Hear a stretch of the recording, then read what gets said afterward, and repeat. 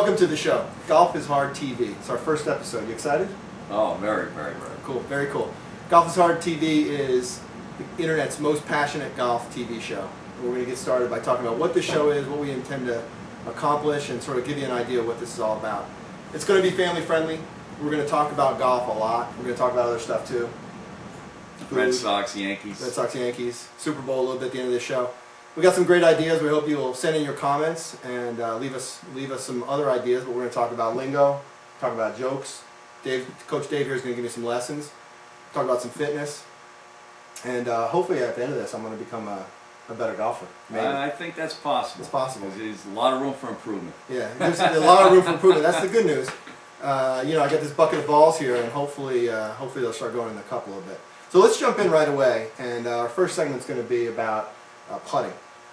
So actually, you know what? Before we do that, let's introduce ourselves. So my name is Mark, and I'm an absolutely horrible golfer. I've been blogging for a bit at golfishard.blogspot.com. You'll see the URL on the screen. And Dave and I had this idea to do this show, and I think it's going to be fun, but we'll find out. What about you, Dave? Yeah, he's into it. I mean, it all started, you know, we met, you know, a couple of years ago, played some golf together, and I'm like, you know, I don't know if I could play golf with this guy anymore. It's ugly. It's ugly.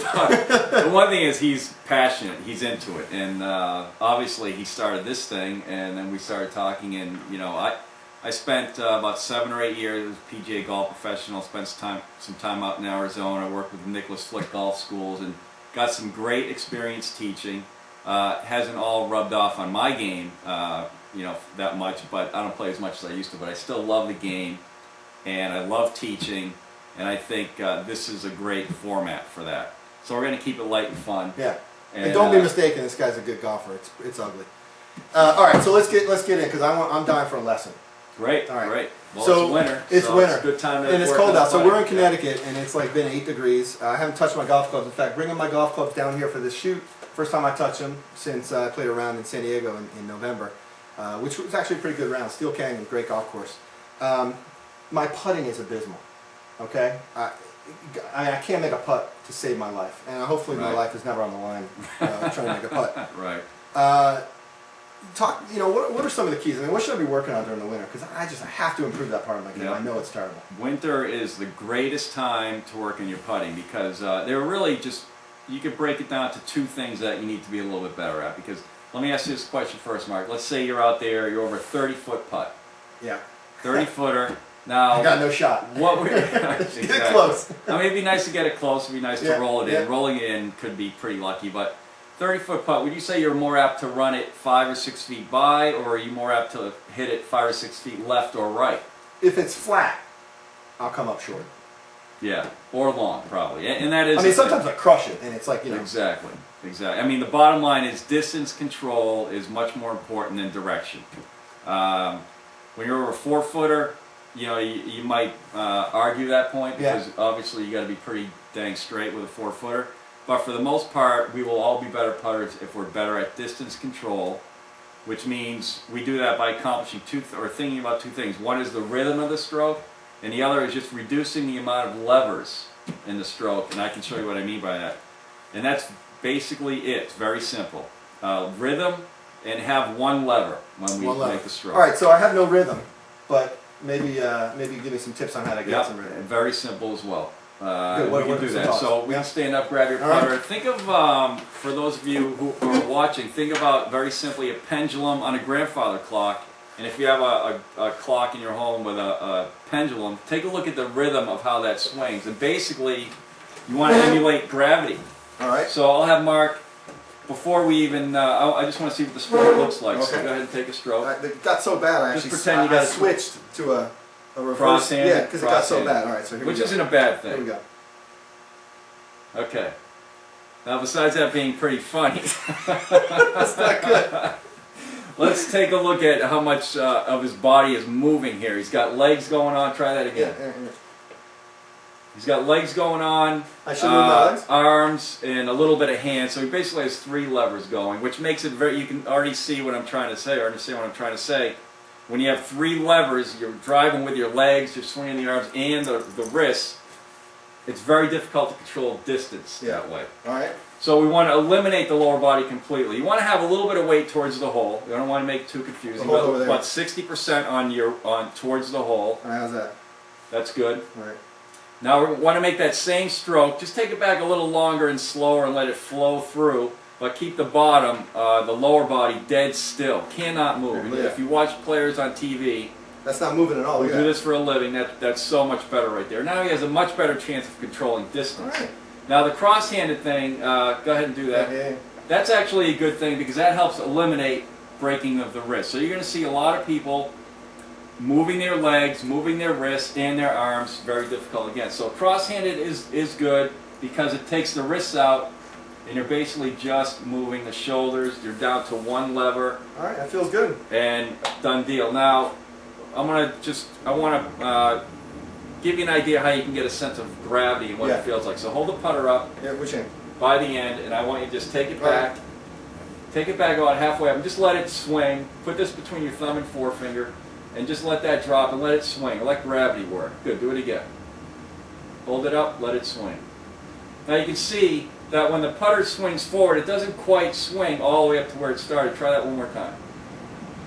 I'm trying not to hit in the head. All right, good. So that's basically the rhythm that you want to have your swing. It basically takes twice as long when you're starting at address. It takes twice as long to bring the putter back to the end of the backswing as it does to get back to the ball. So try that again. Try up If here. you were to count it, if you were to do this and count, it would be 1, 2, 3, and you could say 4 in the follow through. So the rhythm is something like 1, 2, 3, 4. And if you keep that in mind, get that count going, you can improve your rhythm. Because again, it's really a ratio. The best players have a ratio of 2 to 1, meaning the backswing takes twice as long as the follow through of the ball. All right. Good.